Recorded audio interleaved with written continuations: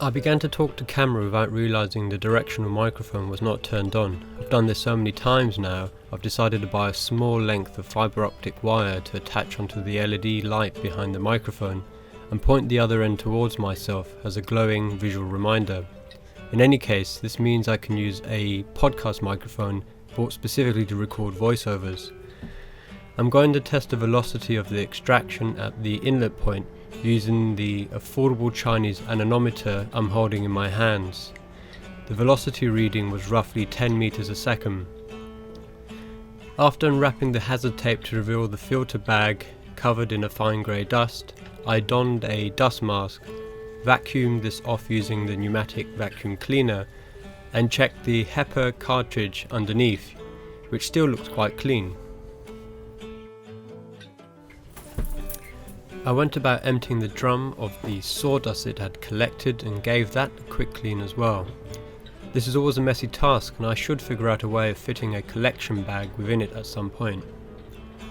The filter bag, which is intended to prolong the working life of the HEPA cartridge, is made from a portable chip extractor filter which I had cut down, however not enough. I trimmed a little more to neaten the flange, preventing it disturbing the airflow, and to make space for a baffle I was about to add. A baffle forces particulates in the air to move in towards the collection point of the extractor. I used cable ties to hold the bag in place beneath the HEPA cartridge and placed a cylindrical hoop made from an old tom-tom drum to check the spacing. This is what I plan to use as a baffle around the filter, with the hope that its smooth surface will help or improve the cyclonic effect from the inlet. The drum's diameter is around 40 centimeters, and after taping up its existing holes, I used a few dabs of hot glue to hold it temporarily in place. Once that had dried, I replaced the lid upon the drum and sealed it using hazard tape, and prepared to compare the difference cleaning had made. Cleaning the filters improved the velocity of the air by around 2 meters a second. After a few months I will open the extractor to visually check the filter. I'm going to also add some clamping latches to replace the hazard tape. The drum is a little bit battered and the lid needs to be aligned to minimize any gaps. I began marking the lid into quarters, avoiding the handle, switch, power cable and inlet. When I was happy with this, I double checked the spacing with a piece of string the same length as the circumference of the bin, which I cut into quarters before marking the final positions. I am using a thick offcut of laminated birch ply, which I mark against the drum, estimating the spacing of the M8 inserts I will use. These are cut to size with my table saw sledge, roughly 90mm long. I then trimmed an angle off the blocks using my tapered angle jig. This tapered surface will sit against the drum, angling the insert nut slightly away from the lid.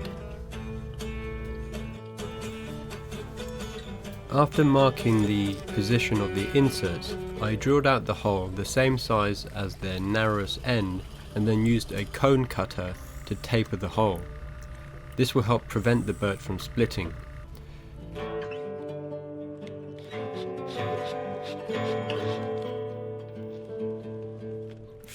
I gave these a quick hand sand, marked the surfaces I was to glue, and then traced the shapes out against the bin of the extractor. Within the silhouettes I drilled 2 holes and deburred the breakout from the inside.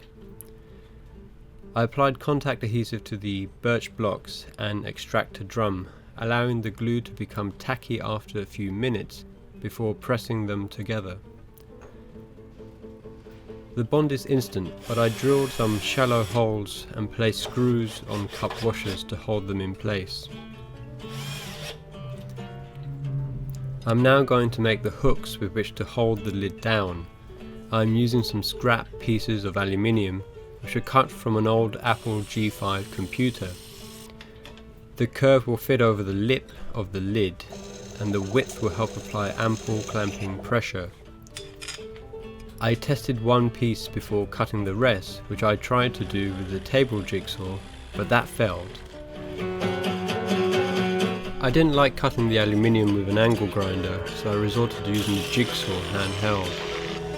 The pieces are then shaped on the edging sander, their holes drilled and small spacer blocks glued to the underside. I drilled holes through these as well and used them to clamp the lid, allowing the pressure and some additional squeeze clamps to hold everything in place until the glue had cured.